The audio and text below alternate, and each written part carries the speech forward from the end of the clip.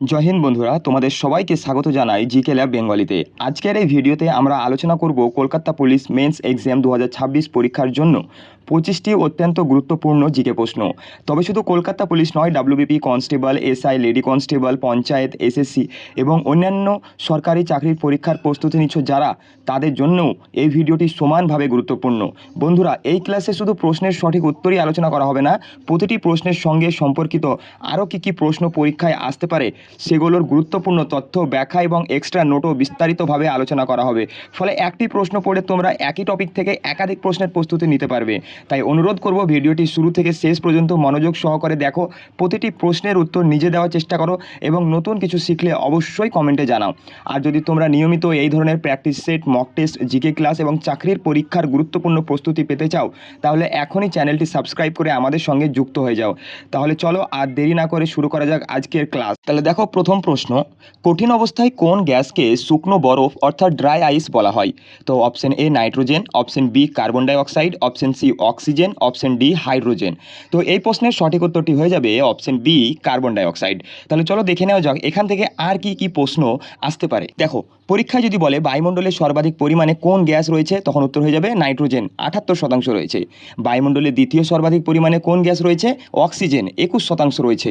সবচেয়ে হালকা গ্যাস কোনটি? তখন উত্তর হয়ে যাবে হাইড্রোজেন। মহাবিশ্বের সর্বাধিক পরিমাণে কোন মৌল পাওয়া যায়? তখন উত্তরটি হয়ে যাবে হাইড্রোজেন। পৃথিবীর ভূত্বকে সর্বাধিক পরিমাণে কোন মৌল পাওয়া যায়? তখন উত্তর হয়ে যাবে অক্সিজেন। কোন গ্যাস দহনকে সমর্থন করে? তখন উত্তর হবে অক্সিজেন।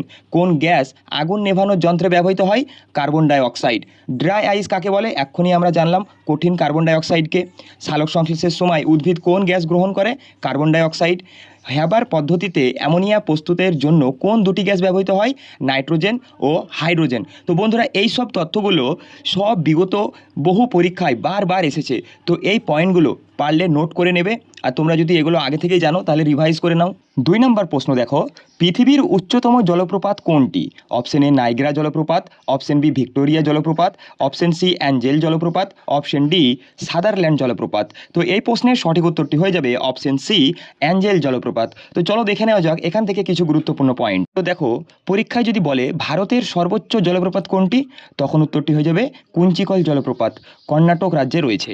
প্রশ্ন যদি বলে যোগ জলপ্রপাত কোন রাজ্যে এবং কোন নদীর ওপর রয়েছে, তখন উত্তর হয়ে যাবে কর্ণাটক রাজ্যে শরাবতী নদীর ওপর রয়েছে। প্রশ্ন যদি বলে যে দুধসাগর জলপ্রপাত কোন রাজ্যে রয়েছে, উত্তর হয়ে যাবে গোয়াতে। চিত্রকূট জলপ্রপাত, যেটাকে ভারতের নাইগ্রা বলা হয়, এটা কোন রাজ্যে রয়েছে? মনে রাখবে, এই চিত্রকূট জলপ্রপাত ছত্তিশগড় রাজ্যে রয়েছে। নোহ কালিকাইফ জলপ্রপাত, এটা খুবই গুরুত্বপূর্ণ, এটা কোন রাজ্যে রয়েছে? মনে রাখবে, এটা মেঘালয় রাজ্যে রয়েছে। তো বন্ধুরা, আমার উত্তর দেওয়ার আগে তোমরা উত্তর করার চেষ্টা করবে এবং তোমরা কমেন্টে অবশ্যই জানাবে 25টা প্রশ্নের মধ্যে তোমরা কটা প্রশ্নের উত্তর সঠিক দিতে পেরেছো। তৃতীয় প্রশ্ন, দ্বিতীয় পুলকেশীর সভাকবি কে ছিলেন? Option A Harshavardhana, option B Banabhatta, option C Ravikirti, option D Kalidasa. তো এই প্রশ্নের সঠিক উত্তরটি হয়ে যাবে অপশন সি রবিকীর্তি। তো চলো এখান থেকে দেখে নিই কিছু গুরুত্বপূর্ণ তথ্য। তো দেখো, প্রশ্ন যদি বলে যে হর্ষচরিত গ্রন্থের রচয়িতাকে, তখন উত্তরটি হয়ে যাবে বাণভট্ট। অভিজ্ঞান শকুন্তলাম নাটকের রচয়িতাকে, তখন উত্তর হয়ে যাবে কালিদাস। এই কালিদাসকে আমাদের ভারতের শেক্সপিয়ার বলা হয়ে থাকে। কোন শাসকের সভাকবি ছিলেন বাণভট্ট? হর্ষবর্ধনের সভাকবি ছিলেন এই বাণভট্ট। আইহোল শিলালিপির রচয়িতাকে? রবিকীর্তি। কুমার সম্ভব ও মেঘদূত কাব্যের রচয়িতাকে? কালিদাস। নাগানন্দ নাটকের রচয়িতাকে? হর্ষবর্ধন। কালিদাস কোন শাসকের রাজসভায় ছিলেন বলে মনে করা হয়? তখন উত্তর হয়ে যাবে চন্দ্রগুপ্ত দ্বিতীয়। এই চন্দ্রগুপ্ত দ্বিতীয়কে বিক্রমাদিত্য বলা হয়ে থাকে। কাদম্বরী গ্রন্থের রচয়িতাকে? তখন উত্তরটি হয়ে যাবে বাণভট্ট। আইহোল শিলালিপিতে কোন শাসকের কীর্তি বর্ণিত রয়েছে? তখন উত্তর হয়ে যাবে পুলকেশী দ্বিতীয়, অর্থাৎ দ্বিতীয় পুলকেশীর। রত্নাবলী নাটকের রচয়িতাকে? তখন উত্তরটি হয়ে যাবে হর্ষবর্ধন।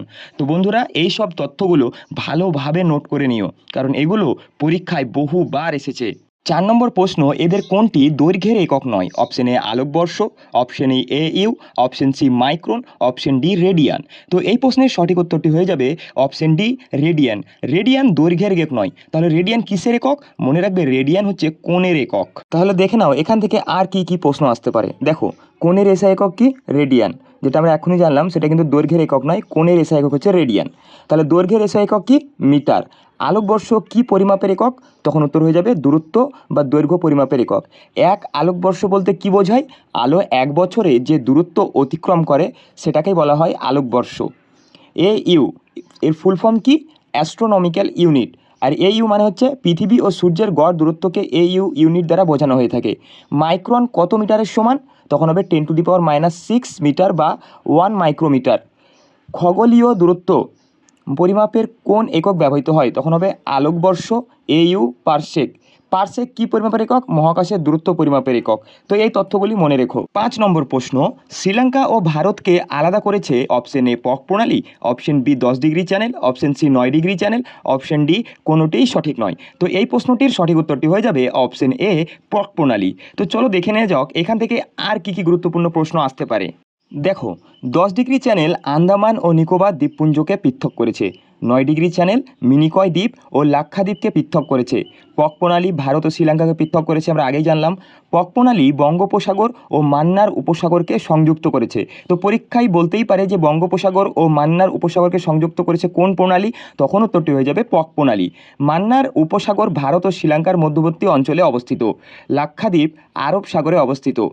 আন্দামান ও নিকোবর ভারতের বৃহত্তম কেন্দ্রশাসিত দ্বীপপুঞ্জ। এটা মাথায় রাখবে, আয়তনের দিক দিয়ে আন্দামান ও নিকোবর ভারতের বৃহত্তম কেন্দ্রশাসিত অঞ্চল। আন্দামান ও নিকোবর দ্বীপপুঞ্জের রাজধানী কোথায়? Port Blair.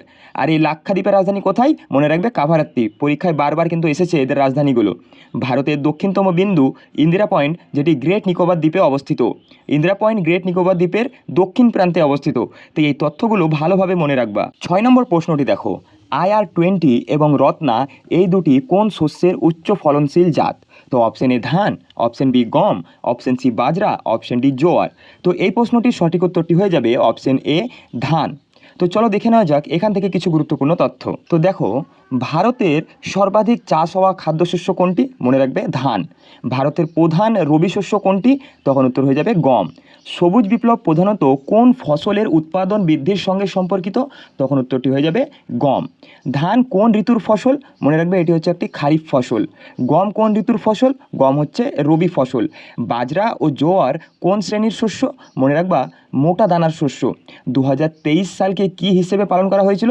মনে রাখবা আন্তর্জাতিক মিলেট বর্ষ, ইন্টারন্যাশনাল ইয়ার অফ মিলেটস। ভারতে গম উৎপাদনে শীর্ষে রয়েছে কোন রাজ্য? উত্তরপ্রদেশ। আর ধান উৎপাদনে আমাদের পশ্চিমবঙ্গ। ধান চাষের জন্য কোন ধরনের জলবায়ু প্রয়োজন? উষ্ণ ও আর্দ্র জলবায়ুর প্রয়োজন। ভারতের প্রধান খাদ্যশস্য ধান। 7 নম্বর প্রশ্ন, খলিমপুর তাম্রপট পাল বংশের কোন রাজার সময় কীর্তি সম্পর্কে আমাদের অভিহিত করে? Option A Devapala, option B Ramapala, option C Dharmapala, option D প্রথম মহিপাল। তো এই প্রশ্নটির সঠিক উত্তরটি হয়ে যাবে অপশন সি ধর্মপাল। তো চলো এখান থেকেও কিছু গুরুত্বপূর্ণ তথ্য জেনে নেওয়া যাক। তাহলে দেখো, প্রশ্ন যদি বলে যে পাল বংশের প্রতিষ্ঠাতা কে ছিলেন, তখন উত্তরটি হয়ে যাবে গোপাল। পাল বংশের সর্বশ্রেষ্ঠ শাসক কে ছিলেন? উত্তর হয়ে যাবে ধর্মপাল। বিক্রমশিলা মহাবিহার কে প্রতিষ্ঠা করেন? তখনও উত্তর হয়ে যাবে ধর্মপাল। সোমপুর মহাবিহার, যেটা বর্তমানে বাংলাদেশে রয়েছে, সেটাকে প্রতিষ্ঠা করেছিলেন? তখনও উত্তর হয়ে যাবে ধর্মপাল। পাল সাম্রাজ্যের সর্বাধিক বিস্তার কার আমলে হয়েছিল? উত্তর হয়ে যাবে দেবপাল। পাল বংশের শেষ শক্তিশালী শাসক কে ছিলেন? তখন উত্তর হবে রামপাল। রামচরিত গ্রন্থে কোন পাল শাসকের উল্লেখ পাওয়া যায়? তখন উত্তর হয়ে যাবে রামপাল। পাল বংশের শাসকরা প্রধানত কোন ধর্মের পৃষ্ঠপোষক ছিলেন? তখন উত্তর হয়ে যাবে বৌদ্ধ ধর্মের। প্রথম মহিপাল কোন বংশের শাসক ছিলেন? তখন উত্তর হয়ে যাবে পাল বংশের। পাল যুগে নালন্দা বিশ্ববিদ্যালয় কার পৃষ্ঠপোষকতা লাভ করেছিল? উত্তর হয়ে যাবে পাল শাসকদের। তো এই তথ্যগুলো খুবই গুরুত্বপূর্ণ এবং এগুলো বহুবার কম্পিটিটিভ এক্সামে দেখা গেছে। তো এগুলো ভালোভাবে মনে রেখো। 8 নম্বর প্রশ্নটি দেখো, রাংঝাল যে দুটি ধাতুর সংকট হবে না, ওটা সংকর হবে। হ্যাঁ, তাহলে প্রশ্নটা এরকম হবে যে রাংঝাল যে দুটি ধাতুর সংকর তা হলো অপশন এ সীসা ও দস্তা, অপশন বি টিন ও সীসা, অপশন সি তামা ও নিকেল, অপশন ডি লোহা ও অ্যান্টিমনি। তো এই প্রশ্নের সঠিক উত্তরটি হয়ে যাবে অপশন বি টিন ও সীসার সংকর হচ্ছে এই রাংঝাল। তো চলো এখান থেকে এবার কিছু গুরুত্বপূর্ণ তথ্য জেনে নেওয়া যাক যেগুলি পরীক্ষায় বারবার আসে। তো দেখো, এখান থেকে যে তথ্যগুলো মনে রাখবে, প্রশ্ন যদি বলে ব্রোঞ্জ কোন দুটি ধাতুর সংকর? তখন উত্তর হয়ে যাবে তামা ও টিন। পিতল বা ব্রাস কোন দুটি ধাতুর সংকর? তামা ও দস্তা। সোল্ডার কোন দুটি ধাতুর সংকর? টিন ও সীসা। জার্মান সিলভার কোন ধাতুগুলির সংকর? তখন উত্তর হয়ে যাবে তামা, দস্তা ও নিকেল। স্টেইনলেস স্টিল তৈরিতে লোহার সঙ্গে কোন ধাতু প্রধানত মেশানো হয়? উত্তর হয়ে যাবে ক্রোমিয়াম ও নিকেল। গান মেটাল কোন ধাতুর সংকর? তামা, টিন ও দস্তা। সংকর ধাতু বা অ্যালয় কি? দুই বা ততোধিক ধাতু অথবা ধাতু ও অধাতুর মিশ্রণকেই সংকর বলা হয়ে থাকে। ব্রোঞ্জ যুগে প্রধানত কোন সংকর ধাতু ব্যবহৃত হতো? ব্রোঞ্জ। পিতল দিয়ে সাধারণত কি তৈরি করা হয়? বাসনপাত্র ও বাদ্যযন্ত্র। শোল্ডার কোথায় ব্যবহৃত হয়? বৈদ্যুতিক সংযোগ জোড়ার কাজে। 9 নম্বর প্রশ্নটি দেখো, টেস্টে সর্বাধিক উইকেট সংগ্রহকারী ক্রিকেটার হলেন option A Kapil Dev, option B Ravichandran Ashwin, option C Muttiah Muralitharan, option D Shane Warne. তো এই প্রশ্নের সঠিক উত্তরটি হয়ে যাবে অপশন সি মুথাইয়া মুরলীধরন। তো চলো এখন জেনে নেওয়া যাক এই ক্রিকেট সম্বন্ধিত কিছু গুরুত্বপূর্ণ তথ্য যেগুলি পরীক্ষায় বারবার আসে। দেখো, টেস্ট ক্রিকেটে সর্বাধিক উইকেট সংগ্রহকারী বলার আমরা তো জানলাম এটা মুথাইয়া মুরলীধরন। টেস্ট ক্রিকেটে মুথাইয়া মুরলীধরন কতটি উইকেট নিয়েছেন? 800টি। টেস্ট ক্রিকেটে দ্বিতীয় সর্বাধিক উইকেট সংগ্রহকারী বলার কে? সেন ওয়ান, যিনি অস্ট্রেলিয়ার ক্রিকেটার। টেস্ট ক্রিকেটে ভারতের হয়ে সর্বাধিক উইকেট সংগ্রহকারী বলার কে? তখন উত্তর হয়ে যাবে রবিচন্দ্রন অশ্বিন। একদিনের আন্তর্জাতিক ক্রিকেটে অর্থাৎ ওডিআইয়ে সর্বাধিক উইকেট সংগ্রহকারী বলার কে? মুথাইয়া মুরলীধরন। টেস্ট ক্রিকেটে 600 বা তার বেশি উইকেট নেওয়া প্রথম ভারতীয় বলার কে? রবিচন্দ্রন অশ্বিন। ভারতের হয়ে প্রথম ক্রিকেটার হিসেবে টেস্টে 400টি উইকেট এবং 5000 রান করার কৃতিত্ব কার রয়েছে? মনে রাখবে কপিল দেবের। মুথাইয়া মুরলীধরন কোন দেশের ক্রিকেটার? শ্রীলঙ্কা। সেন ওয়ান অস্ট্রেলিয়ার। টেস্ট ক্রিকেটে সর্বাধিক ম্যাচ খেলার রেকর্ড কার রয়েছে? মনে রাখবেন সচিন তেন্ডুলকরের। 10 নম্বর প্রশ্নটি দেখো, 70 বৎসর কার আত্মজীবনী? Option A Rabindranath Tagore, option B Bipin Chandra Pal, option C Salil Chowdhury, option D Shibram Chakraborty. তো এই প্রশ্নের সঠিক উত্তরটি হয়ে যাবে অপশন বি বিপিন চন্দ্র পালের আত্মজীবনীর নাম হচ্ছে 70 বৎসর। তো চলো এখান থেকে আরও কিছু তথ্য জেনে নিই। তো দেখো, 70 বৎসর কার আত্মজীবনী সেটা তোমরা জানলাম, বিপিন চন্দ্র পাল। জীবন স্মৃতি কার আত্মজীবনী? রবীন্দ্রনাথ ঠাকুরের। ভারত পথিক নামে কে পরিচিত ছিলেন? উত্তর হয়ে যাবে বিপিন চন্দ্র পাল। লাল বাল পালের পাল কে ছিলেন? তখন উত্তর হয়ে যাবে বিপিন চন্দ্র পাল। গীতাঞ্জলি গ্রন্থের রচয়িতা? এটা তো খুবই সহজ, রবীন্দ্রনাথ ঠাকুর। গোরা উপন্যাসের রচয়িতা? এটাও সহজ, রবীন্দ্রনাথ ঠাকুর। পরিব্রাজক গ্রন্থের রচয়িতাকে? স্বামী বিবেকানন্দ। আনন্দমঠ গ্রন্থের রচয়িতাকে? বঙ্কিমচন্দ্র চট্টোপাধ্যায়। পথের পাঁচালী গ্রন্থের রচয়িতাকে? বিভূতিভূষণ বন্দ্যোপাধ্যায়। পদ্মা নদীর মাঝি গ্রন্থের রচয়িতাকে? মানিক বন্দ্যোপাধ্যায়। তো এগুলো মনে রেখো বন্ধুরা, এখান থেকে একটা প্রশ্ন তোমরা পরীক্ষায় পাবেই। 11 নম্বর প্রশ্নটি দেখো, ইলবার্ট বিল বিতর্ক কার সময়ে ঘটেছিল? Option A lord Lytton, option B lord Dufferin, option C lord Mayo, option D lord Ripon. তো এই প্রশ্নের সঠিক উত্তরটি হয়ে যাবে অপশন ডি লর্ড রিপনের সময় এই ইলবার্ট বিল বিতর্কটা হয়েছিল। তো চলো এখান থেকে এবার কিছু গুরুত্বপূর্ণ তথ্য জেনে নিই। তো দেখো বন্ধুরা, এখান থেকে তোমরা যে পয়েন্টগুলো মনে রাখবে, যদি প্রশ্নে বলে স্থানীয় স্বায়ত্তশাসনের জনক কাকে বলা হয়, তখন উত্তরটি হয়ে যাবে লর্ড রিপনকে। ভার্নাকুলার প্রেস অ্যাক্ট কে প্রবর্তন করেন? তখন উত্তর হবে Lord Liton. Vernacular press act কত সালে প্রবর্তিত হয়েছিল? মনে রাখবে 1878 সালে। প্রথম আফগান যুদ্ধ নয়, দ্বিতীয় আফগান যুদ্ধ কার আমলে সংগঠিত হয়? তখন উত্তর হয়ে যাবে লর্ড লিটনের আমলে। হান্টার কমিশন কার আমলে গঠিত হয়? মনে রাখবে লর্ড রিপনের আমলে। ইলবার্ট বিল কত সালে উত্থাপিত হয়? 1883 সালে।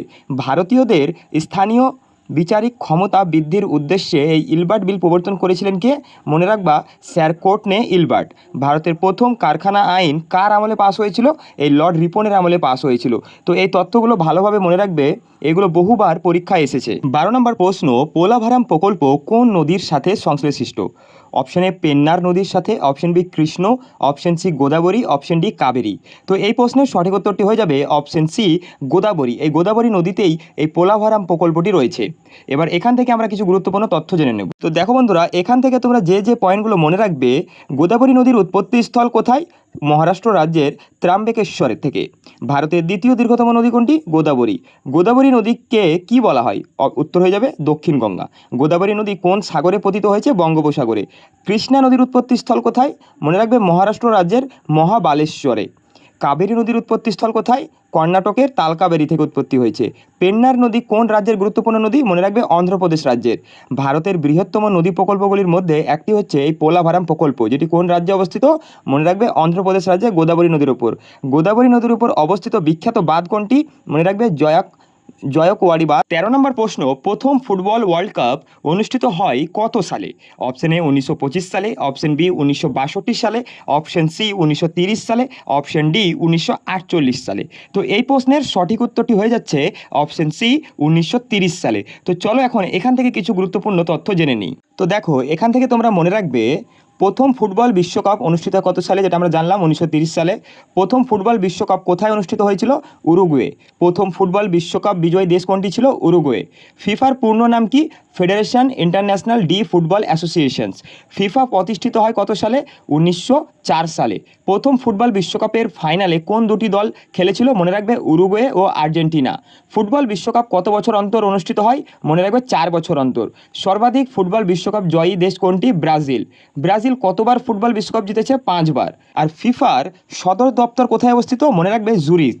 তো এটা খুবই গুরুত্বপূর্ণ, হ্যাঁ, ফিফার সদর দপ্তরটা। 14 নম্বর প্রশ্ন, রাষ্ট্রপতি তার পদত্যাগপত্র কার কাছে জমা দেবেন? অপশন এ উপরাষ্ট্রপতির কাছে, অপশন বি স্পিকারের কাছে, অপশন সি প্রধান বিচারপতির কাছে, অপশন ডি প্রধানমন্ত্রীর কাছে। তো এই প্রশ্নের সঠিক উত্তরটি হয়ে যাবে অপশন এ উপরাষ্ট্রপতির কাছে। তো চলো এবার এখান থেকেও কিছু গুরুত্বপূর্ণ তথ্য জেনে নিই। তো দেখো এখান থেকে মনে রাখবে তোমরা, রাষ্ট্রপতি তার পদত্যাগপত্র কার কাছে জমা দেন? উপরাষ্ট্রপতি, জানলাম আমরা। উপরাষ্ট্রপতি তার পদত্যাগ কার কাছে জমা দেবেন? তখন উপরাষ্ট্রপতি জমা দেবেন রাষ্ট্রপতির কাছে, আর রাষ্ট্রপতি দেবেন উপরাষ্ট্রপতির কাছে। ভারতের রাষ্ট্রপতির কার্যকালের মেয়াদ কত বছর হয়? 5 বছর। ভারতের উপরাষ্ট্রপতির কার্যকালের মেয়াদ কত বছর হয়? 5 বছর। রাষ্ট্রপতির অনুপস্থিতিতে কে রাষ্ট্রপতির দায়িত্ব পালন করেন? উপরাষ্ট্রপতি। ভারতের উপরাষ্ট্রপতি রাজ্যসভার কি পদে অধিষ্ঠিত থাকেন? উত্তর হয়ে যাবে পদাধিকার বলে চেয়ারম্যান হন। রাষ্ট্রপতির নির্বাচন কোন পদ্ধতিতে হয়? মনে রাখবা আনুপাতিক প্রতিনিধিত্ব পদ্ধতিতে একক হস্তান্তরযোগ্য ভোটের মাধ্যমে। ভারতের প্রথম রাষ্ট্রপতি কে ছিলেন? রাজেন্দ্র প্রসাদ। ভারতের প্রথম উপরাষ্ট্রপতি কে ছিলেন? সর্বপল্লী রাধাকৃষ্ণান। এবং তার জন্মদিন উপলক্ষে আমাদের ভারতে টিচার্স ডে পালন করা হয়। তো তোমরা কমেন্টে বলো সেটা কত তারিখ। রাষ্ট্রপতির পদ শূন্য হলে কতদিনের মধ্যে নতুন রাষ্ট্রপতি নির্বাচন করতে হয়? মনে রাখবে 6 মাসের মধ্যে। 15 নম্বর প্রশ্ন, 1925 সালে কোথায় জাতীয় কংগ্রেসের অধিবেশন অনুষ্ঠিত হয়? Option A Bombay, option B Allahabad, option C Kanpur, option D Madras. তো এই প্রশ্নের সঠিক উত্তরটি হয়ে যাবে অপশন সি কানপুর। 16 নম্বর প্রশ্ন, বিশ্ব উপভোক্তা দিবস কোন দিনে পালিত হয়? অপশন এ 15ই জানুয়ারি, অপশন বি 15ই ফেব্রুয়ারি, অপশন সি 15ই মার্চ, অপশন ডি 15ই এপ্রিল। তো এই প্রশ্নের সঠিক উত্তরটি হয়ে যাবে অপশন সি 15ই মার্চ। তো চলো এখান থেকে কিছু গুরুত্বপূর্ণ দিবস সম্পর্কে আমরা জেনে নিই। তো দেখো 12ই জানুয়ারি জাতীয় যুব দিবস, স্বামী বিবেকানন্দের জন্মদিন উপলক্ষে। 25 জানুয়ারি জাতীয় ভোটার দিবস। 8 মার্চ আন্তর্জাতিক নারী দিবস। 7 এপ্রিল বিশ্ব স্বাস্থ্য দিবস। 22 এপ্রিল বিশ্ব ধরিত্রী দিবস। 5 জুন বিশ্ব পরিবেশ দিবস। 21শে জুন আন্তর্জাতিক যোগ দিবস। 11 জুলাই বিশ্ব জনসংখ্যা দিবস। 15ই আগস্ট স্বাধীনতা দিবস, এটা তো সবাই জানো। 1 ডিসেম্বর বিশ্ব এইডস দিবস। তো এই গুরুত্বপূর্ণ দিবসগুলো মনে রাখবে, এখান থেকে পরীক্ষাতে তোমরা একটি নাম্বার কনফার্ম পেয়ে যাবে। 17 নম্বর প্রশ্ন, ওজন বাক্সে বাটখারার ভরের অনুপাত কত? Option A 3:3:1, option B 5:4:2, option C 5:2:2:1, option D 5:5। তো এই প্রশ্নের সঠিক উত্তরটি হয়ে যাবে অপশন সি 5:2:2:1। 18 নম্বর প্রশ্ন, জাপানের মুদ্রার নাম কি? Option A euro, option B yen, option C rouble, option D dinar. তো এই প্রশ্নের সঠিক উত্তরটি হয়ে যাবে অপশন বি ইয়েন। তো চলো আমরা এখন কয়েকটি গুরুত্বপূর্ণ মুদ্রার নাম জেনে নেব কয়েকটি দেশের। তো দেখো জাপানের মুদ্রার নাম তো জানলাম ইয়েন, রাশিয়ার মুদ্রার নাম রুবেল, বাংলাদেশের মুদ্রার নাম টাকা, সৌদি আরবের মুদ্রার নাম রিয়াল, যুক্তরাজ্যের মুদ্রার নাম পাউন্ড স্টার্লিং, ইউরোপীয় ইউনিয়নের মুদ্রার নাম ইউরো, মায়ানমারের মুদ্রার নাম কিয়াত, থাইল্যান্ডের মুদ্রার নাম বাত, সংযুক্ত আরব আমিরাতের মুদ্রার নাম দিরহাম, দক্ষিণ কোরিয়ার মুদ্রার নাম ওয়ান। তো এগুলো মনে রাখবে, এখান থেকেও পরীক্ষায় একটি প্রশ্ন পেয়ে যাবে তোমরা। 19 নম্বর প্রশ্ন, TSH হরমোনের উৎপত্তি স্থল হলো option A adrenal, option B thyroid, option C pituitary, option D অগ্নাশয়। তো এই প্রশ্নের সঠিক উত্তরটি হয়ে যাবে অপশন সি পিটুইটারি। 20 নম্বর প্রশ্ন, লজ্জাবতী উদ্ভিদে যে চলন দেখা যায়? অপশন এ নিকটিন্যাস্টিক চলন, অপশন বি ফটোন্যাস্টিক চলন, অপশন সি জিওন্যাস্টিক চলন, অপশন ডি সিসমোন্যাস্টিক চলন। তো এই প্রশ্নের সঠিক উত্তরটি হয়ে যাবে অপশন ডি সিসমোন্যাস্টিক চলন দেখা যায় এই লজ্জাবতী উদ্ভিদে।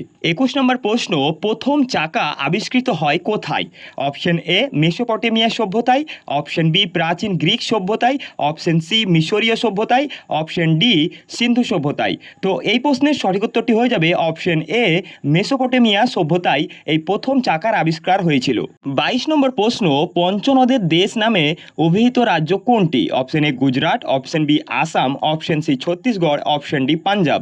তো এই প্রশ্নের সঠিক উত্তরটি হয়ে যাবে অপশন ডি পাঞ্জাব। পাঞ্জাবকে পঞ্চনদের দেশ বলা হয়। 23 নম্বর প্রশ্ন, ভারতের পরিবহন ব্যবস্থার কোন ক্ষেত্রকে উন্নয়নের জীবনরেখা বলা হয়?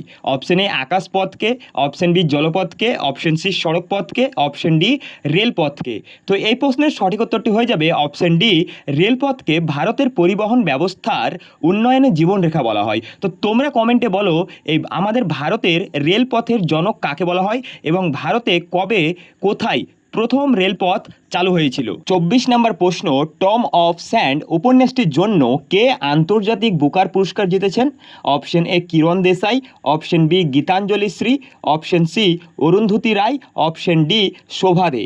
তো এই প্রশ্নের সঠিক উত্তরটি হয়ে যাবে অপশন বি গীতাঞ্জলি শ্রী। 25 নম্বর প্রশ্ন, বর্তমানে ভারতীয় নাগরিকদের পালনীয় মৌলিক কর্তব্যের সংখ্যা কত? অপশন এ 10টি, অপশন বি 11টি, অপশন সি 7টি, অপশন ডি 6টি। তো এই প্রশ্নের সঠিক উত্তরটি হয়ে যাবে অপশন বি 11টি। তোমরা কমেন্টে জানাও এই মৌলিক কর্তব্য আমাদের সংবিধানে কোন দেশের সংবিধান থেকে নেওয়া হয়েছে। আর বন্ধুরা, আজকের কলকাতা পুলিশ প্র্যাকটিস সেট 2-এ তোমার স্কোর কত হলো কমেন্টে অবশ্যই জানাবে। ভিডিওটি ভালো লাগলে একটি লাইক করে দিও এবং এখনও যদি চ্যানেলটি সাবস্ক্রাইব না করে থাকো তাহলে এখনই সাবস্ক্রাইব করে বেল আইকনটি অন করে নাও। প্রতিদিন চাকরির পরীক্ষার গুরুত্বপূর্ণ জিকে, কারেন্ট অ্যাফেয়ার্স এবং প্র্যাকটিস সেট পেতে আমাদের সাথেই থাকো।